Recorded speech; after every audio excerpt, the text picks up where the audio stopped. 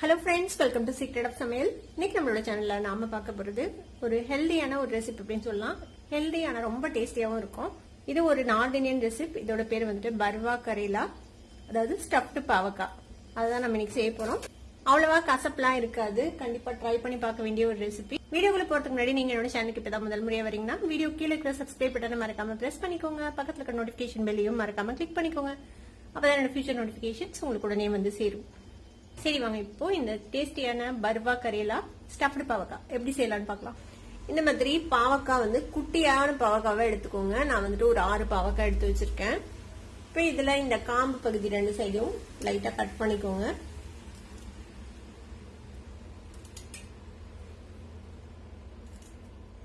இப்போ எல்லா பாவக்காவிலையும் இந்த காம்பு பகுதியை நம்ம வெட்டியாச்சு. இப்போ இது என்ன பண்ணலாம்னா, இந்த மேல இருக்கிற இந்த ஸ்கின் இருக்குல்ல, இதை வந்துட்டு நம்ம இந்த மாதிரி ஸ்கிராப் பண்ணி எடுத்துக்கலாம்.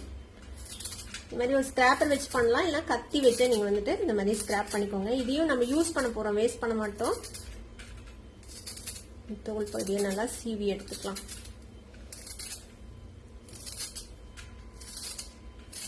இந்த மாதிரி நல்லா சுத்தமா ஸ்கிராப் பண்ணி எடுத்துருங்க.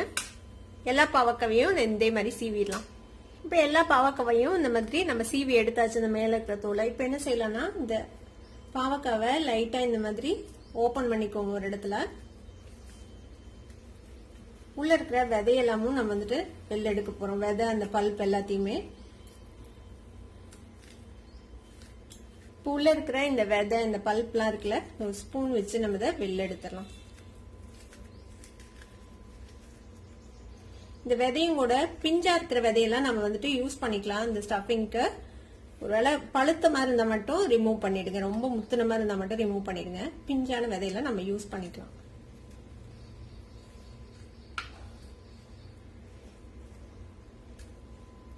இந்த மாதிரி உள்ள இருக்கிறதெல்லாம் எடுத்தாச்சு. இதே மாதிரி எல்லா பாவக்காயிலையும் நம்ம ரிமூவ் பண்ணிடலாம்.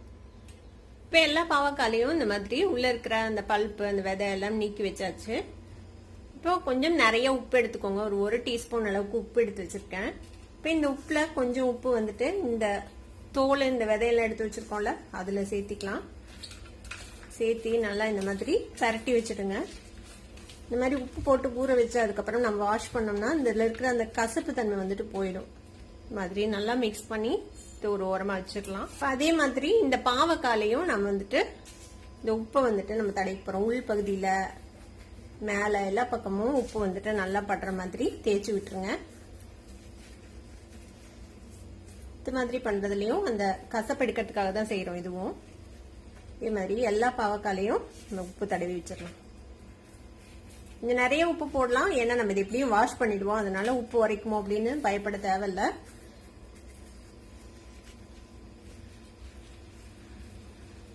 இப்ப நல்லா உப்பு தடவி வச்சாச்சு. இதுலயும் உப்பு போட்டு நம்ம கலந்து வச்சிட்டோம். இது இப்படியே ஒரு 1/2 மணி நேரம் அப்படியே விட்டுருங்க. இப்ப நல்லா ஊறிடுச்சு. மினிமம் 1/2 மணி நேரம், அதிக நேரம் வச்சீங்கனாலும் ஒன்றும் தப்பு இல்லை. இப்ப வந்துட்டு நல்லா ஊறி கொஞ்சம் சாஃப்டான மாதிரி ஆயிருக்கும் இப்ப நம்மளோட பாவக்காய்.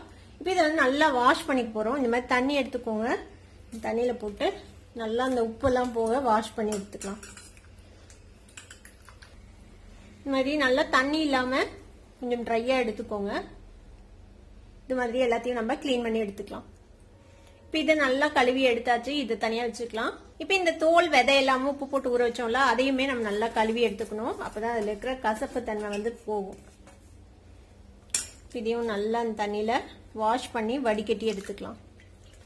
விதை ரொம்ப பெருசு பெருசா இருக்கிற மாதிரி தோணுச்சுன்னா நீங்க 2 வெட்டிக்கலாம். அதை நல்லா இந்த மாதிரி தண்ணியில அலசியாச்சு. இதை வந்துட்டு நம்ம ஒரு வடிகட்டி வச்சு வடிச்சு எடுத்துக்கலாம். இந்த மாதிரி வடிச்சுட்டு இதுல இருக்கிற தண்ணியை நல்லா புழிஞ்சு விட்டுறலாம். நம்ம இந்த மாதிரி ட்ரையா எடுத்து வச்சுக்கோங்க. இப்ப இதையும் நல்லா வந்துட்டு நம்ம புழிஞ்சு எடுத்து வச்சாச்சு. ஒரு பேன் அடுப்புல வச்சிருக்கேன். இதுல ஒரு 1.5 டீஸ்பூன் அளவுக்கு எண்ணெய் விட்டுருக்கேன். இதுல ஒரு 1/4 டீஸ்பூன் சீரகம் போட்டுக்கலாம். கொஞ்சமா பெருங்காயத்தூள் சேர்த்திக்கோங்க. சீரகம் பொரிஞ்சதும் ஒரு பெரிய வெங்காயத்தை இந்த மாதிரி ஃபைனா சாப் பண்ணி வச்சிருக்கேன், அதை சேர்த்திக்கலாம். வெங்காயம் நல்லா வதங்கணும், கோல்டன் கலரா, அது வரைக்கும் அதை வதக்கிக்கலாம். பாவக்காவோட கசப்பு இன்னும் கொஞ்சம் கம்மி பண்ணணும் அப்படின்னு நினைச்சீங்கன்னா கொஞ்சம் வெங்காயம் நிறைய ஆட் பண்ணிக்கோங்க. கொஞ்சம் அது நல்லா பொன்னிறமா வறுபடுற வரைக்கும் நல்லா வதக்கிக்கலாம். இப்போ வெங்காயம் ஓரளவுக்கு கோல்டன் கலர் வந்துருச்சு. இப்போ இந்த ஸ்டேஜ்ல நம்ம புளிஞ்சு எடுத்து வச்சிருக்கோம்ல, இந்த விதை, தோல் எல்லாம் சேர்த்தி அதை வந்து இதுல போட்டுடலாம். இதோட சேர்த்து வதக்கி விடுங்க. இதுல தேவையான மசாலா பொடியெல்லாம் சேர்த்திக்கலாம். என்னென்ன எடுத்து வச்சிருக்கேன்னா, ஒரு 1/4 டீஸ்பூன் மஞ்சள் தூள், 1/2 டீஸ்பூன் மிளகாய் தூள், 1 டீஸ்பூன் அளவுக்கு மல்லித்தூள் எடுத்து வச்சிருக்கேன். இது வந்து சோம்பு தூள் கொஞ்சம் அதிகமா, 1 டீஸ்பூனுக்கும் கொஞ்சம் அதிகமா எடுத்து வச்சிருக்கேன். இதெல்லாத்தையும் இதுல சேர்த்திக்கலாம். இப்போ இதுக்கு தேவையான அளவுக்கு உப்பு சேர்த்திக்கலாம். நம்ம இதுக்கு உப்பு கொஞ்சம் கம்மியா தான் பிடிக்கும். நம்ம எப்படியும் முன்னாடி கொஞ்சம் உப்பு போட்டோம்ல, அந்த உப்பு கொஞ்சமாவது இருக்கும். இதுல கொஞ்சம் உப்பு சேர்த்திக்கலாம். இதுல சேர்த்து நல்லா பரட்டி விடுங்க. இதுல கொஞ்சமா புளி தண்ணி நம்ம விட்டுக்கலாம், ஒரு புளிப்பு டேஸ்ட் கொடுக்கறதுக்காக. இது கசப்பையும் கொஞ்சம் கம்மி பண்ணும். ஒரு 1.5 டேபிள் ஸ்பூன் அளவுக்கு புளி தண்ணி விட்டுருக்கேன். இதுல புளி தண்ணிக்கு பதிலா ஆம்ச்சூர் பவுடர் உங்ககிட்ட இருந்தா ஆம்ச்சூர் பவுடர் சேர்த்திக்கலாம். இப்ப இதை இப்படியே மூடி போட்டு நம்ம ஒரு 5 நிமிஷம் அப்படியே சிம் ஃபிளேம்ல வேக விட போறோம். இது நல்லா வேகட்டும், அது வரைக்கும் வெயிட் பண்ணலாம். ஒரு 5 நிமிஷம் ஆச்சு. நம்ம ஓபன் பண்ணி பார்ப்போம். பாத்தீங்கன்னா தெரியும், நம்ம விட்ட அந்த புளி தண்ணி எல்லாம் சுண்டி நல்லா வெந்துருச்சு நம்மளோட பாவக்காய். ஸ்டஃபிங் ரெடி ஆயிடுச்சு. இது கூடவே கொஞ்சமா கொத்தமல்லி தழை சேர்த்திக்கலாம். இதையும் மிக்ஸ் பண்ணி நம்ம அடுப்பு ஆஃப் பண்ணி இதை ஆற விட்டுலாம். கொஞ்சம் ஆறட்டும், அப்புறமேட்டு நம்ம இந்த பாவக்காய்க்குள்ள ஸ்டஃப் பண்ணிக்கலாம். இப்ப நம்மளோட ஸ்டஃபிங் ரெடியா இருக்குது. நம்ம இந்த ஸ்டஃபிங்கை இந்த பாவக்காய்க்குள்ள நம்ம ஃபில் பண்ண போறோம்.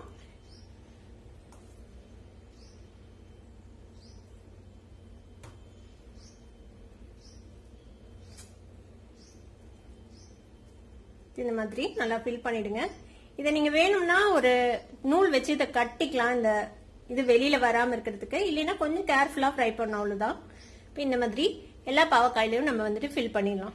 இந்த பாவக்காய்க்கு மறுபடியும் உப்பெல்லாம் போட தேவையில்லை. ஏன்னா நம்ம என்னதான் கழுவுனாலும் அந்த உப்பு உள்ளுக்குள்ள இறங்கி இருக்கும். அதனால உப்பு மறுபடியும் எல்லாம் போட வேணாம். ஸ்டஃபிங்லயும் நம்ம உப்பு சேர்த்திருக்கோம்ல, அதுவே போதும். இப்போ எல்லா பாவக்காயிலையும் நம்ம நல்லா ஃபில் பண்ணியாச்சு. நல்லா முடிஞ்ச அளவுக்கு நிறைய ஃபில் பண்ணுங்க, அப்பதான் நல்லா இருக்கும் சாப்பிட்றதுக்கு. இப்போ ஒரு பேன் அடுப்புல வச்சிருக்கேன். இதுல வந்து நம்ம கொஞ்சமா எண்ணெய் விட்டுக்கலாம். ஒரு டேபிள் ஸ்பூன் அளவுக்கு எண்ணெய் விட்டுக்கோங்க. எண்ணெயை நல்லா இந்த பேன்ல ஸ்ப்ரெட் பண்ணி விட்டுருங்க. இந்த மாதிரி கொஞ்சம் வைடான பேனா எடுத்துக்கோங்க, அப்பதான் உங்களுக்கு ஃப்ரை ஆகுது, ஈவனா ஃப்ரை ஆகும். இப்போ எண்ணெய் கொஞ்சம் சூடானதும் நம்ம ரெடி பண்ணி வச்சிருக்கிறோம்ல இந்த பாவக்காவை வந்துட்டு இப்படி பிளேஸ் பண்ணிடலாம். அதுல இந்த மாதிரி கீழ் பகுதி நோக்கி பிளேஸ் பண்ணுங்க. கீழே வந்துட்டு நல்லா ஃப்ரை ஆகட்டும். ஃப்ளேமை வந்துட்டு லோ பண்ணி வச்சு நம்ம மூடி போட்டு ஒரு 10 நிமிஷம் இது இப்படியே வேக விடலாம். கீழே கொஞ்சம் கலர் மாறட்டும். அதுக்கப்புறம் நம்ம கொஞ்சம் கொஞ்சமா எல்லா சைடும் டர்ன் பண்ணி நம்ம வந்து இது வேக வச்சுக்க போறோம். ஒரு 5 நிமிஷம் ஆச்சு. நம்ம ஓபன் பண்ணி பார்க்கலாம். இது லைட்டா பரட்டி விடுங்க. பாருங்க, கீழ் பகுதியில லேசா கலர் மாதிரி இருக்குது.